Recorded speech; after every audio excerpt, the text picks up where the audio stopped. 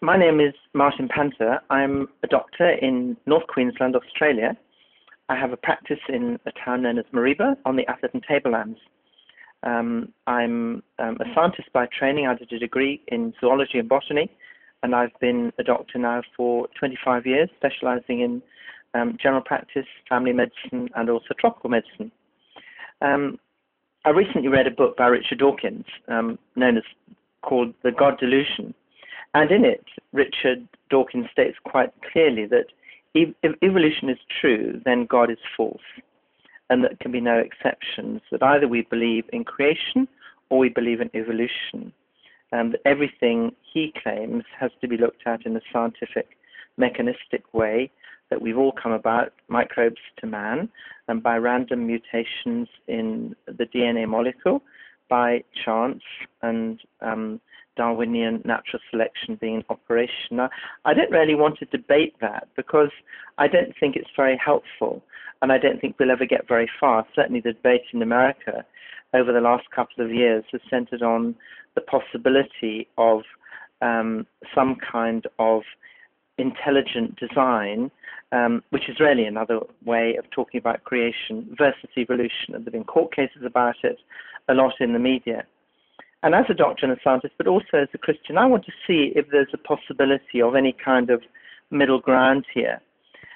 I may have to have this in two parts because YouTube, I know, will only allow 10 minutes per tape. So I'll chat away, and if I haven't finished by my 10 minutes, I might put it on number 2, the second installment, which I'm going to entitle, Does Christianity Have Anything of Substance to Say to the Debate on Evolution? So really, is it either evolution or God? Could it be evolution and God? Science is certainly founded on, or predicated on, observation and experiment. And I believe as a Christian that the Christian faith is also founded and predicated on observation and experiment. But in the realm of faith, not in the realm of 3 dimensions and the realm of matter. Now, these two are not necessarily mutually exclusive. So I suppose we get down to the knotty question, is evolution true or not? As a doctor and a scientist, I would have to say probably. I can't say definitely because no one has, despite the arguments, actually observed evolution taking place. There is certainly overwhelming evidence for change, for mutation, certainly within species and quite possibly from one species to another. So if one rolls the clock that far enough, the likelihood is that some form of evolutionary process has taken place. So in that case, what does Christianity say about evolution? Perhaps we could work back rather than starting from the beginning. I'd like to take you to the beauty that, say, lies in nature, the delicate gossamer wings of a dragonfly, the enchanting fragrance of a frangipani or a rose, the wonder of a mountain vista, the excitement of seeing the array of stars across the heavens on a starlit night and identifying different constellations.